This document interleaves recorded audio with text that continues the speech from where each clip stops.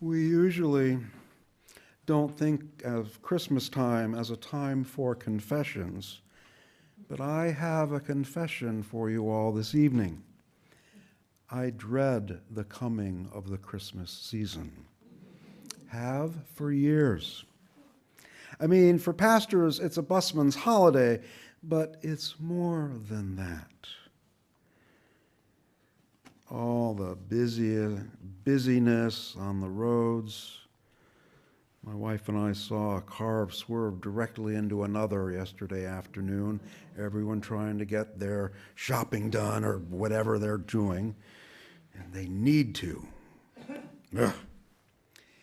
When my mother was alive and living outside Chicago, I'd fly out to join the family first thing on Christmas morning.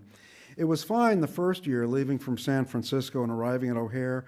The airline staff and the fellow passengers were all polite and generous with one another. We gave ourselves elbow room and thanks for the season. We were all in this together. But each year after, things got noticeably worse. Now, I'm not a complete Grinch, at least I'd like to think I'm not.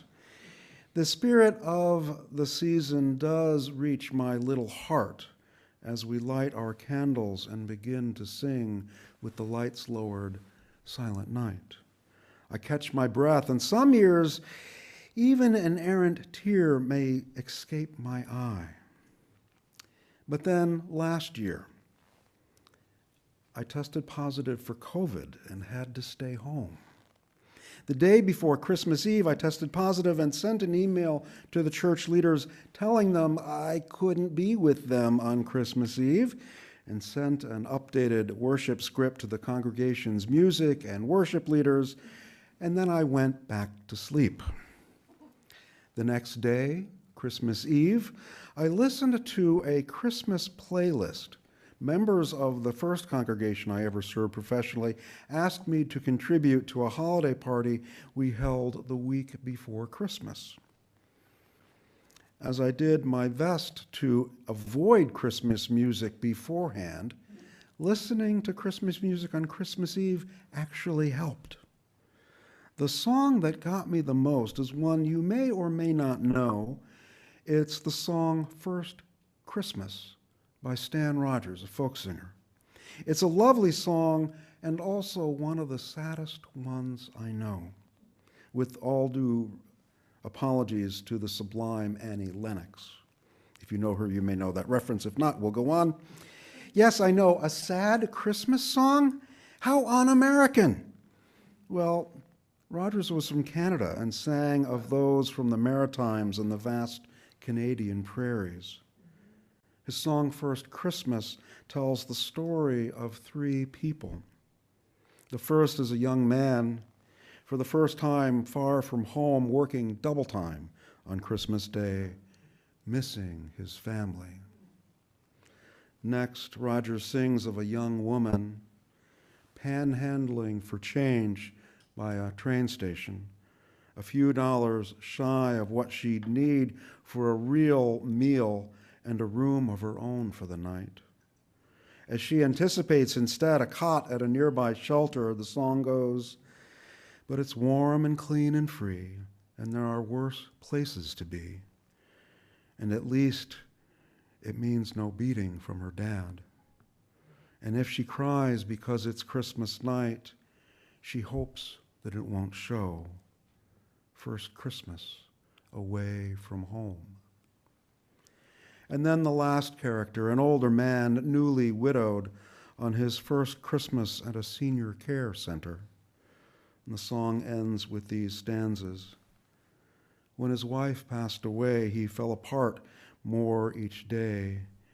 Each had always kept the other pretty well. But the kids all said the nursing home was best, 'cause he couldn't live alone. First Christmas away from home. In the common room, they've got the biggest tree, and it's huge and cold and lifeless, not like it ought to be.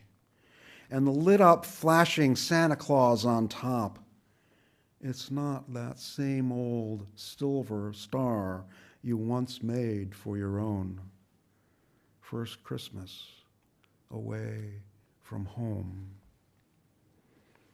Last year felt like that for me, my first Christmas without family. Anne was working in Boston and wasn't able to get away from work until closer to New Year's. I looked it up on the calendar. I remembered right.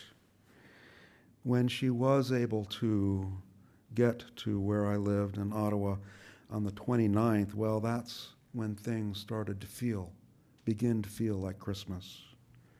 Funny how that happens.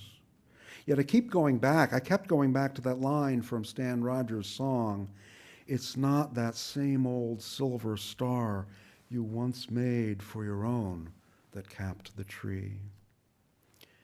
Christmas is about finding that spark of miracle in the most unexpected of places. It's about making and cherishing memories of promise and love.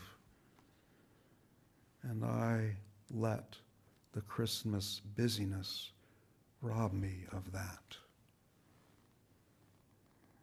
The holiday food, music, and movies are all good, but the magic of the season is making and reliving memories with families and loved ones. For children, at least for me, Christmas is about getting. For those older, it is sometimes even more about giving and about hope born from the slimmest of possible lights. And what are the gifts we may choose to give anyway, other than signs we know one another and that what our loved ones enjoy is important to us? This is our first Christmas together. I am thrilled to be with all of you, anticipating this night with you. That Christmas Grinch stayed a little further away than usual. I am grateful. I am grateful. Merry Christmas, one and all.